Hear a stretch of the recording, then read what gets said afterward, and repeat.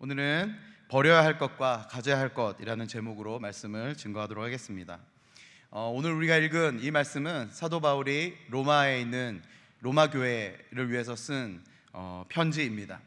로마 교회는 아주 독특하게 세워진 교회였습니다. 우리가 보통 아는 것처럼 어떤 사도나 제자가 가서 개척을 하거나 세워진 교회가 아니라 여러 가지 설이 난무할 정도로 정확하게 기록이 남아있지 않아서 여러 가지 설이 난무하긴 하는데요, 일반적으로 보통 이렇게 많이 생각합니다.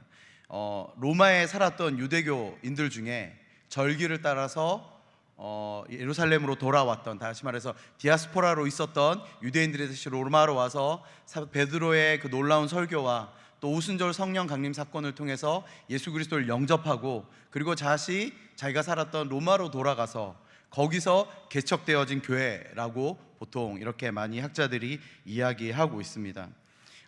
흩어졌던 유대인들이, 유대교를 믿고 있었던 유대인들이 다시 로마로 돌아가서 세운 교회이기 때문에 초기에는 로마 각지에 있는 회당으로 가서 열심히 복음을 전했던 것 같습니다. 이 당시에는 아직 교회라는 틀이 잡혀져 있지 않았기 때문에 공동체라고 표현한 것이 맞지만 저희가 이해하기 쉽도록 교회라고 표현을 쓰도록 하겠습니다. 복음을 받아들인 유대 그리스도인들이 회당 예배에 열심히 참석해서, 그리고 그곳에서 복음에 대해서 강론하고 많은 사람들을 전도하기 시작했습니다. 그래서 유대인들 중에서도 예수 그리스도를 믿은 사람들과 또 밖에 나아가서 이방인들 중에서 열심히 복음을 전해서 이방인들 중에 예수님을 믿게 된 사람들이 모여서 이제 새로운 예수 그리스도를 위한 공동체가 세워지기 시작했습니다. 그런데 문제가 발생하기 시작했습니다. 유대교인들, 예수님을 알지 못하는 유대교인들이 그동안 자기들이 세웠던 회당에서 계속해서 이제 신자들이 빠져나가는 거예요. 그리고 나서 그 사람들이 점점점 새가 불어나가고 자기들은 점점점 유대교는 세력을 잃어가니까 여기서 이제 갈등들이 발생하기 시작했습니다. 그래서 기독교인이었던 유대인들과 그리고 전통 유대인 회당에 있었던 사람들이 서로 갈등이 생겨지고 분란이 일어나고, 이게 이제 폭동에까지 이어지기 시작했습니다. 이 당시에 로마의 황제가 누구였냐면 클라우디우스라는 사람이 로마의 황제였습니다. 근데 이 상황이 무시하고 지나갈 만한 작은 소동은 아니었던 것 같습니다. 사도행전 18장 2절에 보면 이 클라우디우스가 여기 분쟁이 일어나고 폭동이 일어나니까 이것을 불안하게 여긴 시민들이 이것에 대해서 막 로마 황제에게 이거 좀 어떻게 좀 해달라고 막 얘기하기 시작하니까 어떻게 했습니까? 우리 사도행전 18장 2절 함께 같이 읽어보겠습니다. 시작. 아굴라라는 본도에서 난 유대인 한 사람을 만나니 글라우디오가 모든 유대인을 명하여 로마에서 떠나라 한 고로, 여기서 이제 글라우디오가 클라우디우스 황제를 뜻하는 것입니다. 이때 이 폭동이 정치적으로 여러 가지 민심을 충분히 요동하게 할 만한 큰 일이었던 것 같습니다. 그래서 클라우디우스가 로마에 있는 모든 유대인들은 다 로마를 떠나라 라고 해서 로마에서부터 유대인들을 추방하게 되어지죠. 이때 쫓겨났던 사람들 중에 저와 여러분이 잘 아는 브리스길라와 아굴라도 여기에 속해 있었습니다. 그래서 유대인들이 한꺼번에 이제 다 빠져나가니까 이 로마 교회에 어떤 사람들이 남았겠습니까? 정통 유대교인에서 그리스도인이 되었던 사람들이 아니라 이방인들 중에서 복음 전도를 당해서 예수 그리스도를 믿게 된 이방인들만 이 교회에 남게 되어졌죠. 그래서 몇 년 동안 그 공동체가 쭉 지속되다가 클라우디우스 황제가 죽고 난 다음에 다시 이제 그때 추방당했던 유대인들이 다시 로마 교회로 돌아오기 시작했습니다. 원래 유대교인들 중에 기독교인이 된 사람들, 그리고 이방인들 중에 기독교인이 된 사람들, 이 두 부류는 큰 차이가 있었는데 어떤 차이가 있었냐면, 아무래도 이방인 중에 예수님을 믿게 된 사람들은 좀 자유분방한 사람들이었습니다. 다시 로마가 워낙 여러 민족에서 다문화에서 사람들이 몰려 살았고 워낙 자유도시였기 때문에 이방인 중에 예수님 믿었던 사람들은 사고나 생각들이 굉장히 자유로웠고 여러 가지 것들을 잘 받아들일 수 있는, 어쩌면 좀 바운더리가 넓은 사람들이었습니다. 그런데 여러분, 유대인들 중에 기독교인이 되었던 사람들은 여전히 자기들이 유대교를 믿었을 때부터 가지고 있었던 정통이나 어떤 정통성, 어떤 틀, 이런 것들에 좀 여전히 붙잡혀 있는 경우가 많았던 것 같습니다. 그래서 자유분방한 이방인들과 그리고 좀 경직되어 있고 이제까지의 어떤 전통이나 틀이 중요했던 이 유대교인들 중에 기독교인들, 이 돌아온 사람들이 다시 융합되어지기 시작하니까 이 교회 안에 여러 가지 문제들이 발생하기 시작했습니다. 우리가 잘 아는 것처럼 이 우상에 바쳐진 이거를 먹어야 되냐 말아야 되냐, 할례를 해야 되냐 말아야 되냐, 날짜를 지켜야 되냐 말아야 되냐, 여러 가지, 이제까지 너희들 다 나가 있다가 이제까지 돌아와서 왜 이거 우리한테 지키라고 하냐, 이렇게 얘기하고, 이방인들은 이렇게 얘기하고, 유대인들은 아니다 이런 거 지켜야 된다, 여러 가지 갈등 상황들이 생겨나기 시작했습니다. 이 당시 로마 교회가 직면한 문제가 교회 공동체의 분열이었습니다. 그리고 또 하나, 교회 안에서 내부 분열이 있을 뿐만 아니라 여전히 로마 교회를 바라보는 로마 시민들의 눈길은 그다지 따뜻하지 않았습니다. 이 말씀을 저는 살펴보면서 한국 교회가 좀 많이 생각났습니다. 여전히 교회 안에 여러 가지 상황으로 분열된 교회들, 어려움이 생긴 교회들, 코로나 시국을 통해서 오해받고 여러 가지 공격받아서 외부에서 따뜻하지 않는 시선들, 마치 오늘날 한국 교회가 이 당시 로마 교회에 여러 가지 많은 문제들을 가진 것처럼 비슷한 문제들에 직면해 있다라고 저는 좀 생각이 들었습니다. 근데 이러한 상황 가운데 바로 사도 바울이 로마 교회에 이 편지를 쓰는 것입니다.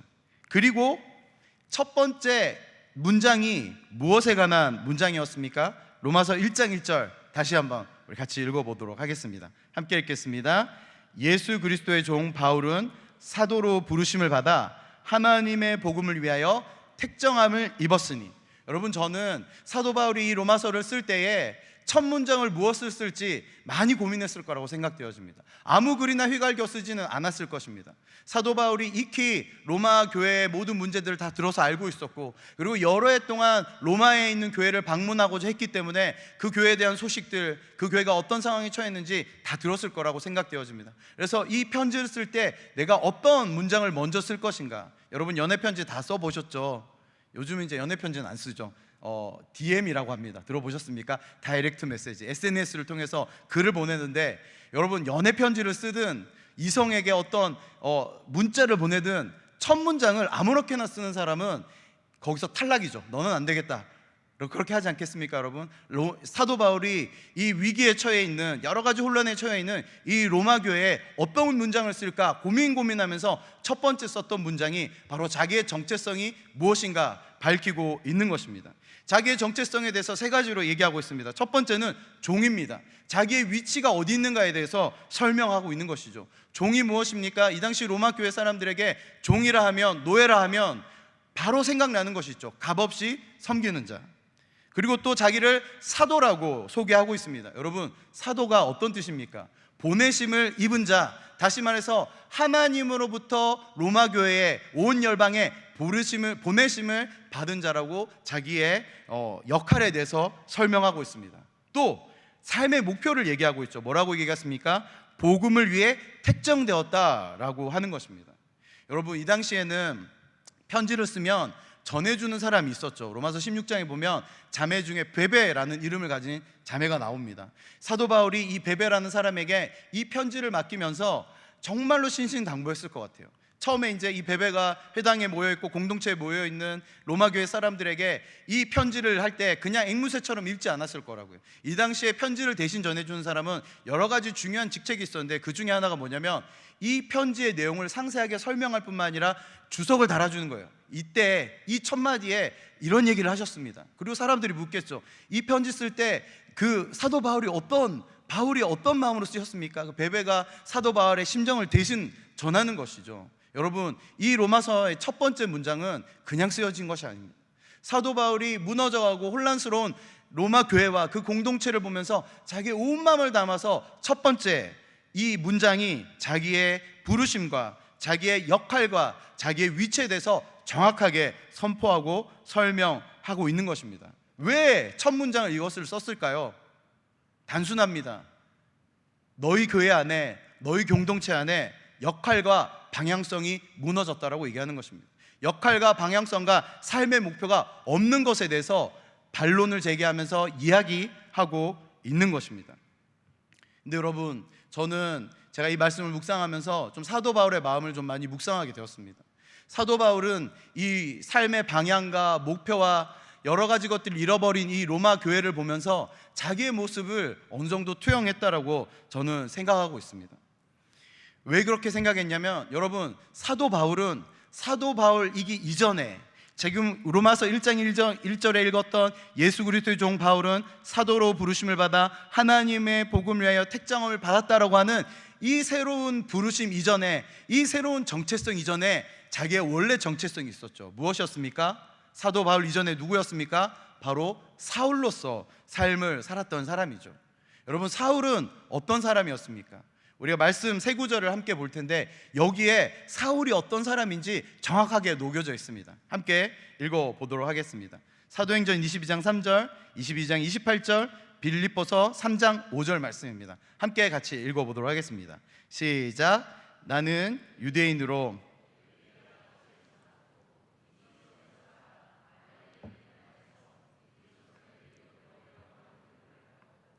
오늘 너희 모든 사람처럼 하나님께 대하여 열심히 있는 자라.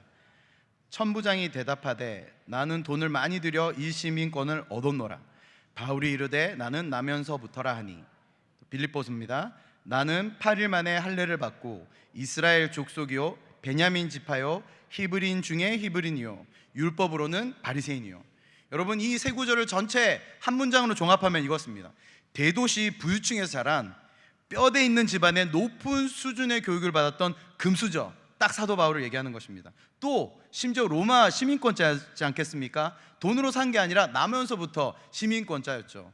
우리나라에도 그런 사람이 많습니다. 혹시 이런 말 들어보셨습니까? 검머웨라고, 검머리 외국인. 이 당시에 사도 바울이 어떤 색깔의 머리를 갖고 있었는지 모르겠지만, 사도 바울은 유대인으로서 외국인 시민권자, 우리나라 이제 이거 약간 좀 그렇긴 한데, 우리나라 사람들에게 최고의 시민권은 어디입니까?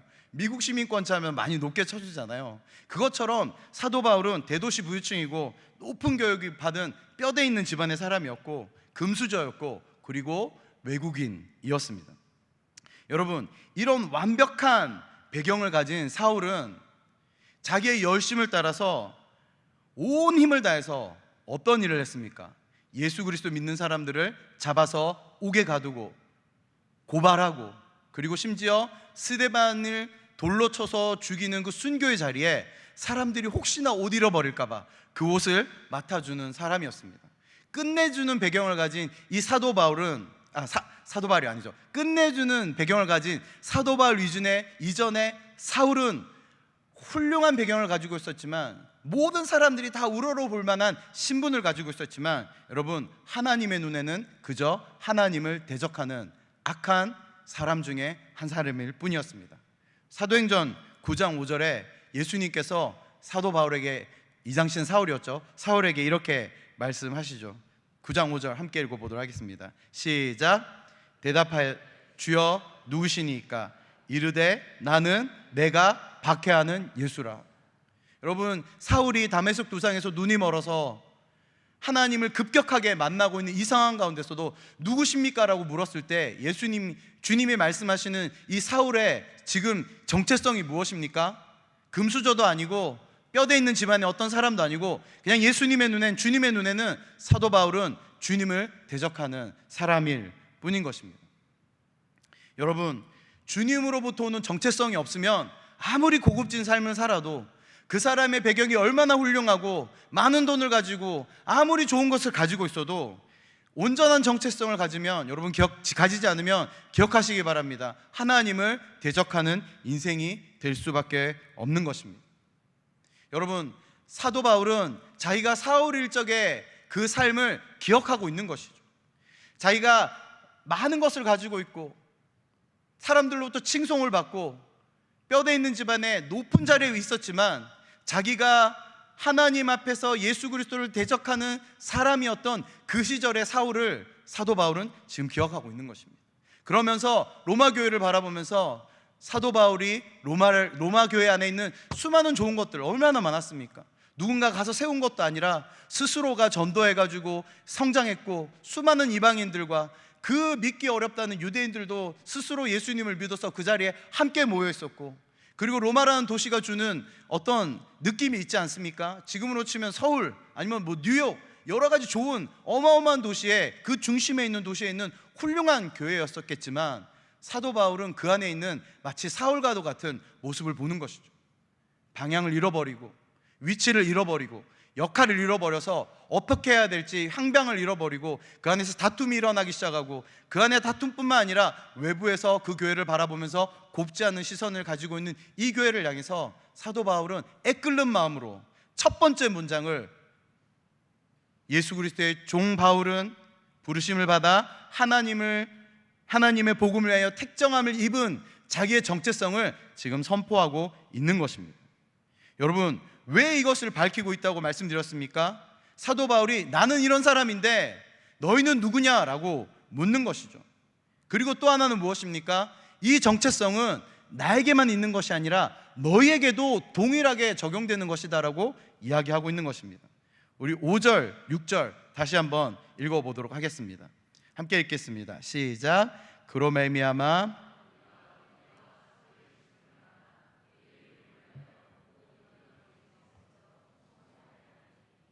너희도 그들 중에서 예수 그리스도의 것으로 부르심을 받은 자니라. 여러분, 사도 바울이 나는 이런 사람이다라고 하고 끝났으면 이 말씀이 우리의 삶에 아무런 영향력이 없었을 것입니다. 근데 사도 바울은 나는 주님의 복음을 위해 택정함을 입었고 나는 선택된 사람인데 너희는 아니야가 아니라, 이 말씀에 뭐라고 말씀하고 계십니까? 나뿐만 아니라 우리 로마 교회도 하나님의 복음을 위해서 택정함을 받은 존재라고 말씀하고 계시는 것입니다.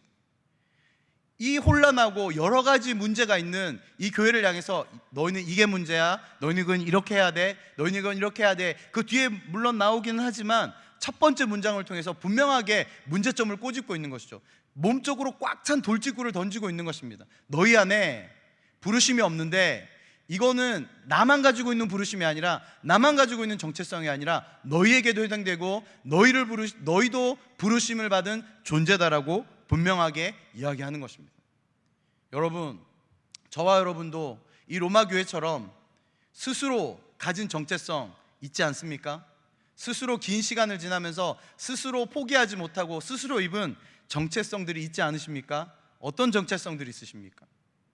어떤 사람에겐 자기가 속한 배경이 중요한 정체성이 될 수도 있겠죠. 어떤 사람에겐 직분이 될 수도 있겠습니다. 어떤 사람에겐 자기가 가진 것이 될 수도 있겠죠. 여러분, 중요한 것은 무엇입니까? 사도 바울의 이 도전처럼 저와 여러분도 내가 가진 정체성이 아니라 주님으로부터 오는 분명한 정체성으로 갈아입어야 될 줄로 믿습니다. 여러분, 사도 바울은 자기가 가진 놀라운 정체성, 금수저였고 뼈대 있는 집안이었고 영향력 있는 사람이었는데, 그 정체성, 그 놀랍고 누가 봐도 칭송받을 만한 그 정체성이 하나님의 정체성 앞에 딱 놓여지니까 이것이 무엇으로 비추어지기 시작합니까? 아무짝에도 쓸모없고, 사도 바울이 고백한 것처럼 배설물과 같이 여기면서 그 모든 정체성을 다 버리고 사도 바울은 사울에서 사도 바울로 정체성을 다시 입기 시작하신 것입니다. 여러분, 우리가 가진 정체성을 스스로 내려놓고 하나님 앞에서 그것을 내려놓지 않고서는 절대로 하나님으로부터 오는 정체성을 입을 수가 없는 것입니다.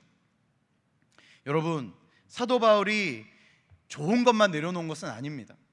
우리가 볼 때 사도 바울이 가진 그 모든 좋은 배경들, 그거 다 내려놨으니까 정말 대단한 사람이다 라고 이야기할 수 있겠지만, 사도 바울은 좋은 것만 내려놓은 사람이 아닙니다.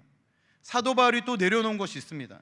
그것이 무엇이냐면 바로 자기 안에 있는 여러 가지 연약함과, 그리고 사람들로부터 공격받는 여러 가지 공격들과, 자기 안에 있는 깊은 원죄와 같은 죄성들도 하나님의 정체성 앞에서 내려놓은 사람이었습니다. 사도 바울이 가지고 있던 수많은 좋은 것들, 그것뿐만 아니라 자기의 끊임없이 사도 바울은 사도의 직분에 대해서 공격받았던 사람입니다. 왜냐하면 사도 바울은 예수님을 직접 보지 못하고 예수님으로부터 직접 가르침 받지 못한 사람이에요. 정통성이 없는 사람이었기 때문이에요. 또 하나 무엇입니까? 사도 바울이 사울 일정에 했던 행위가 계속해서 따라다니면서 많은 사람들의 의심을 가지고 오고, 사도 바울이 정말 저 사람이 변화를 받았을까? 정말 저 사람이 예수님께 돌아왔을까? 끊임없이 반문을 받던 사람이었습니다.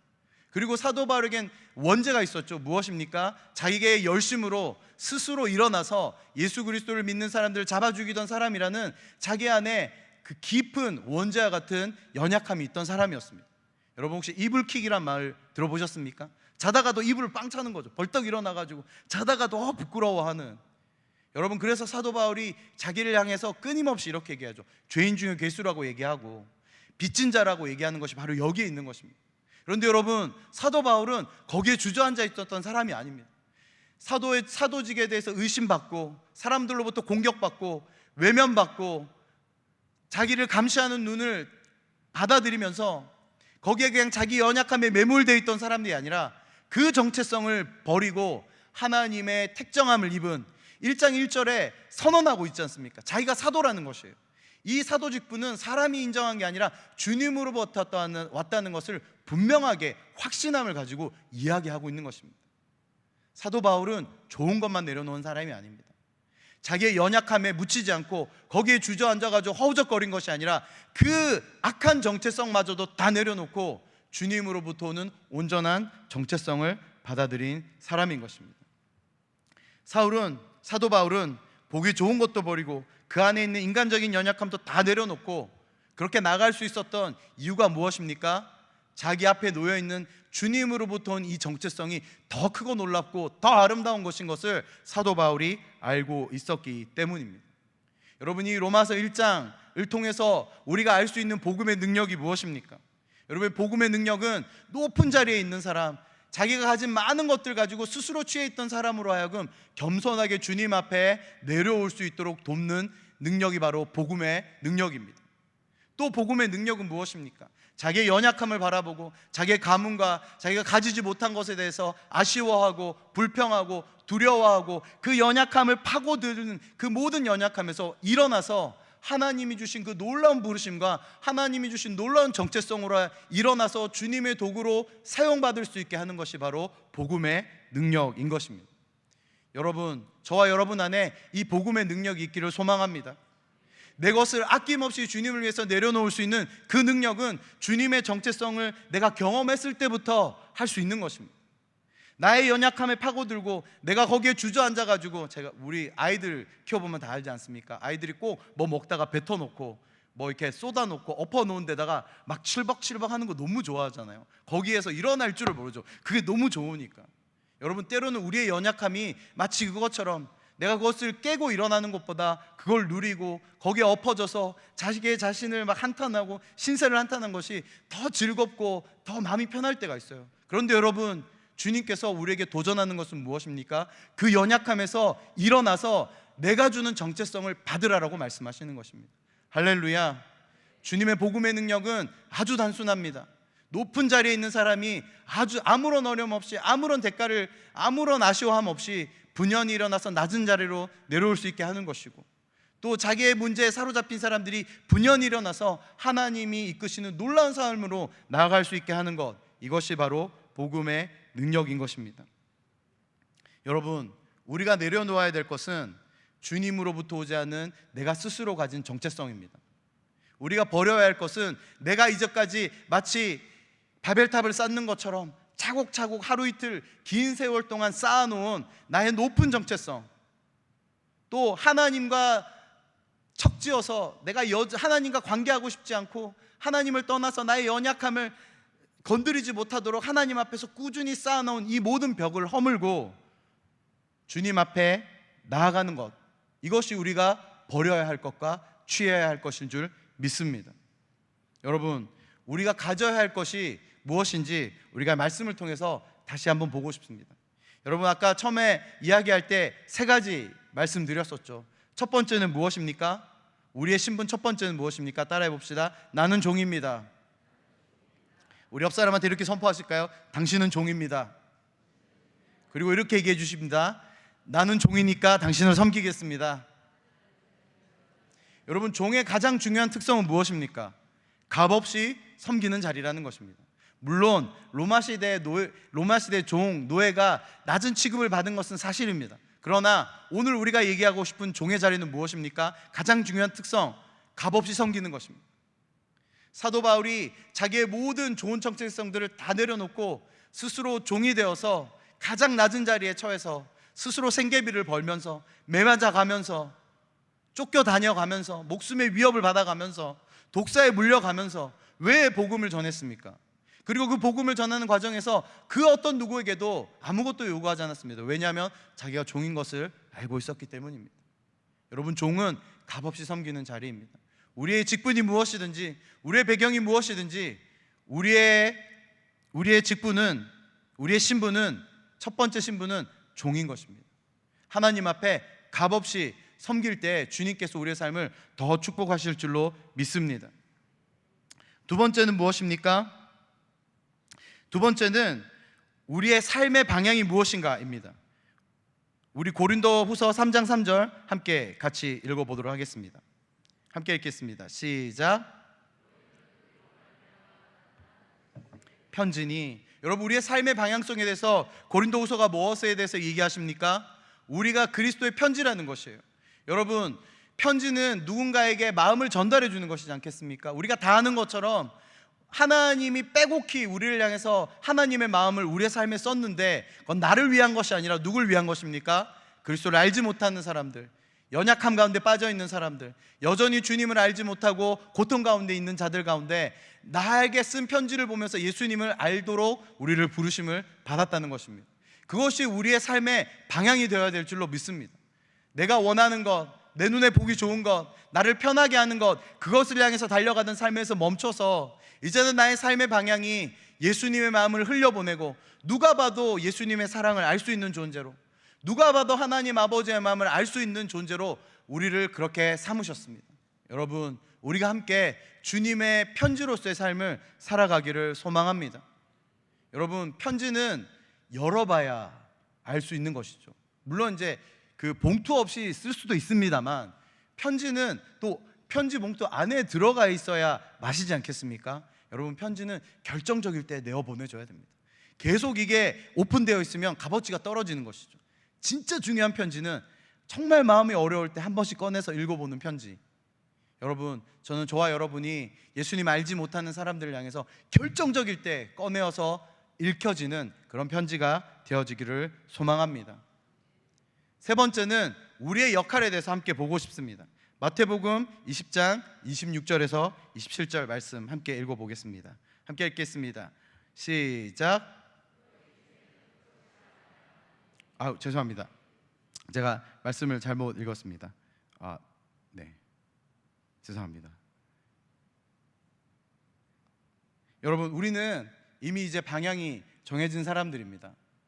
여러분, 기차 아시죠? 지하철 선로가 쭉 놓여 있는데 탈선이란 단어가 무엇이겠습니까? 탈선은 단순합니다. 큰 사고 아니어도 이 열차가 레일 밖으로 조금만 벗어나면 그게 탈선이 되는 것이죠. 여러분, 저와 여러분의 삶의 방향은 이미 정해져 있습니다. 예정론으로 모든 게 아무리 노력해도 아무것도 변하지 않는다, 이걸 얘기하는 것이 아니라 주님이 이미 우리가 어디로 가야 할지, 어느 방향으로 가야 할지 이미 다 계획해 놓으시고 깔아 놓으셨습니다. 저와 여러분이 해야 되는 것은 무엇이겠습니까? 그냥 그 선로 위를 열심히 달리기만 하면 되는 것입니다. 물론 지루할 수 있겠죠.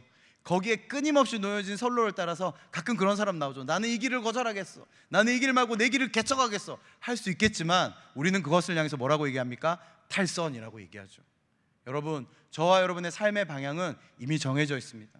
주님이 우리를 위해서 앞으로 안전하게 갈 수 있는, 그리고 쭉 뻗어서 멈추지 않고 달려갈 수 있는 길을 우리에게 이미 깔아놓으셨습니다. 그것이 무엇입니까? 바로 주님의 복음을 위한 삶일 줄로 믿습니다. 사도 바울이 로마 교회를 향해서 어떤 말을 쓸까 고심고심을 하면서 첫 번째로 쓴 말이 정체성에 관련된 말이었습니다. 여러분, 로마 교회 안에 이 정체성이 무너져 있었기 때문에 아무런 힘을 발휘할 수 없었던 것입니다.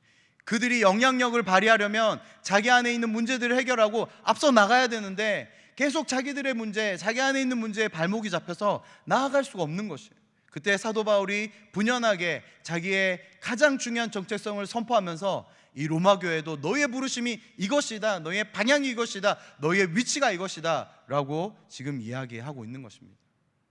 사랑하는 성도 여러분, 우리가 함께 이 부르심, 이 정체성을 함께 가지십시다. 우리가 아무리 연약함이 있어도 주님의 정체성은 우리를 더 높은 곳으로 이끌어 나갈 것입니다. 우리가 아무리 많은 것을 가지고 있어도 여러분, 우리가 주님 내가 이거 내려놓게 해주십시오, 주님 내가 이거 다 내려놓고 오직 주님만을 살게 해주십시오, 아무리 우리가 스스로 노력해도 그 길은 절대로 우리 스스로 이룰 수 없는 길입니다. 뭘 봐야 됩니까? 주님이 주시는 정체성을 우리가 취할 때 그 일들이 가능할 줄로 믿습니다. 할렐루야. 말씀의 결론을 맺도록 하겠습니다.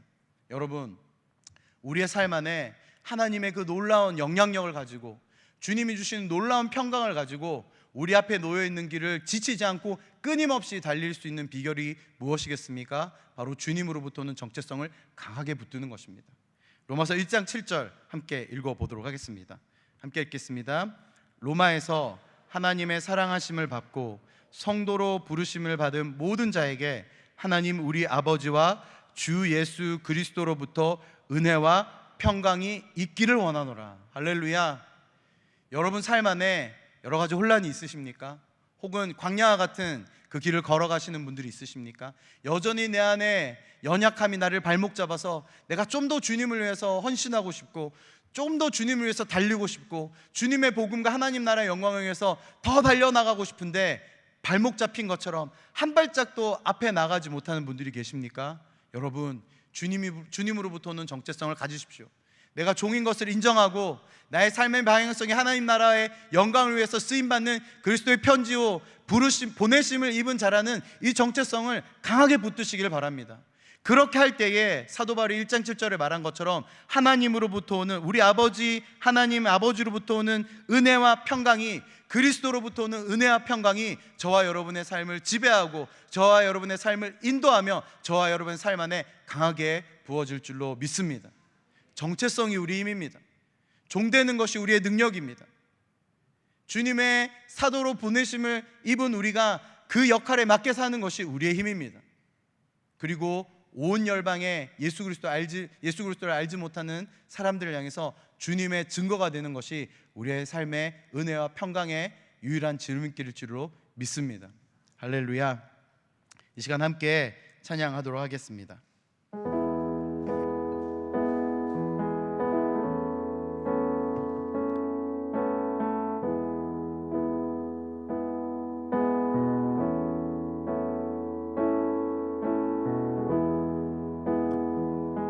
우리 함께 말씀 기억하시면서 찬양하겠습니다. 나의 부르심, 나의 부르심, 나의 영원한 소망, 예수님의 형상을 담는 것, 나의 목적, 나의 목적, 나의 높은 부르심, 세상을 뒤로 하고 주 위에 사는 것. 덮으소서, 덮으소서, 주 거룩한 품에 품으소서. 이곳이 나 속한 곳 오 예수 이끄소서. 주 얼굴 보기 위해 은밀한 곳으로 내가 나아갑니다. 나의 부르심, 나의 부르심, 나의 영원한 소망, 예수님의 형상을 담는 것. 나의 목적, 나의 목적, 나의 높은 부르심, 세상을 뒤로 하고 주 위에 사는 것. 덮으소서, 덮으소서, 주 거룩한 품에 품으소서. 이곳이 나 속한 곳 오 예수 이끄소서.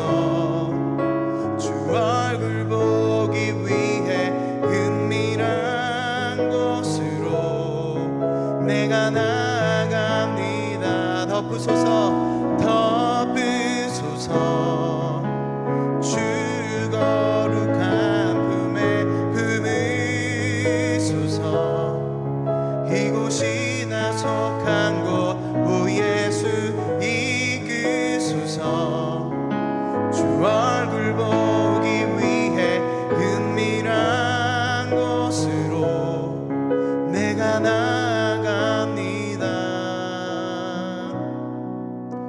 시간 말씀 기억하시면서 함께 기도하며 나가도록 합시다.